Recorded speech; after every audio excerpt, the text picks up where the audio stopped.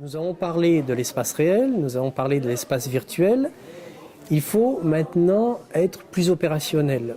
Et cet espace réel que nous voulons réaménager pour que nos élèves apprennent, qu'ils puissent collaborer, qu'ils puissent coopérer,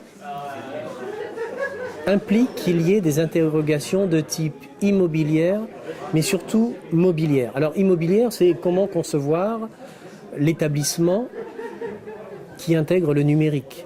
Et la grande difficulté, c'est que les collectivités locales vont construire de l'immobilier qui va durer 40-50 ans, mais s'y exercent à l'intérieur des pratiques d'enseignement qui, elles, vont muter, qui vont évoluer sur des temporalités beaucoup plus rapides.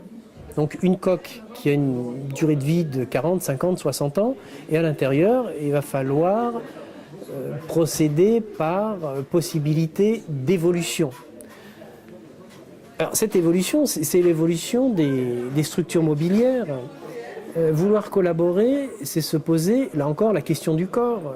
Si je travaille avec un smartphone, avec une tablette, est-ce que j'ai besoin d'avoir un corps rigide ?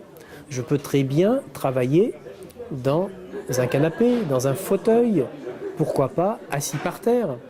Alors, ça, ce sont des questions, je n'ai pas de réponse, mais est-ce qu'on peut accepter que des apprenants aient un corps plus alangui, et l'alanguissement du corps est-il consubstantiel à l'alanguissement de l'esprit? Ça, je ne sais pas. Ensuite, il faut interroger le statut de la chaise. Faut-il encore des chaises ou tout autre support d'assises? Est-ce que le bureau a encore sa justification? La table aussi. Nous avons des murs. Le mur, quelle est sa fonction? Veut-on, plutôt que de mettre des ordinateurs, n'aurait-on pas intérêt à fixer au mur un écran qui permette de transférer les données des ordinateurs? Mais ça peut être une instrumentation non numérique. Mettre une peinture de type tableau blanc et de pouvoir écrire sur les murs. C'est revisiter cet espace comme un espace d'interaction, mais pas forcément numérisé. À ce stade, le champ des possibles est ouvert. Et ce qui importe, c'est que les équipes enseignantes soient en capacité de faire des propositions.